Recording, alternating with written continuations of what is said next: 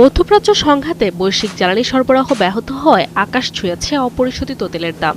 এতে আর্থিকভাবে লাভবান হয় ইরান, ওমান ও সৌদি আরবের মতো রপ্তানিকারকরা। দেশগুলোর ভৌগোলিক অবস্থানের কারণে তেলের মূল্যবৃদ্ধির সুফল ঘরে তোলে তারা।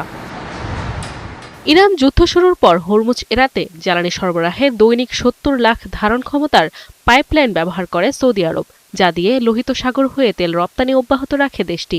যদিও যুদ্ধের দামামায় আগের বছরের তুলনায় মার্চে রপ্তানি কমে ২৬%।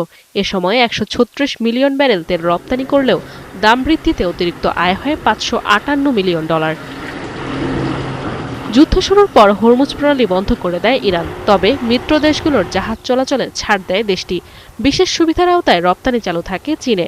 বিশ্ববাজারে তেলের মূল্য বৃদ্ধিতে রেকর্ড আয় করে তেহরান। গেল বছরের $৪.২ বিলিয়ন রাজস্ব ৩৭% বেড়ে দাঁড়িয়েছে $৫.৭ বিলিয়নে।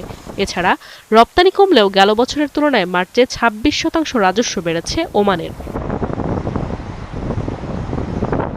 যুদ্ধের নেতিবাচক প্রভাব পড়ছে সংযুক্ত আরব আমিরাতে। দেশটির তেল রপ্তানি আগের বছরের ৯৪ মিলিয়ন ব্যারেল থেকে কমে দাঁড়িয়েছে ৬৬ মিলিয়ন ব্যারেলে। আরও খারাপ অবস্থা কুয়েতের। এক বছর আগের ৪৫ মিলিয়ন ব্যারেলের তেল রপ্তানি কমে দাঁড়িয়েছে মাত্র ৮.৯ মিলিয়ন ব্যারেলে। হরমুজ বন্ধে নাজুক অবস্থায় কাতার। মার্চে তেল বিক্রি থেকে দেশটির আয় কমেছে অর্ধেক। আগের বছর $১.২ বিলিয়ন আয় করলেও যুদ্ধকালীন সময়ে তা এসে দাঁড়িয়েছে মাত্র ৬০০ মিলিয়নে। ভয়াবহ পতনের মুখে ছিল ইরাকও। এক বছর আগের ১০১ মিলিয়ন ব্যারেল তেল বিক্রি নেমে এসেছে ১৭ মিলিয়নে।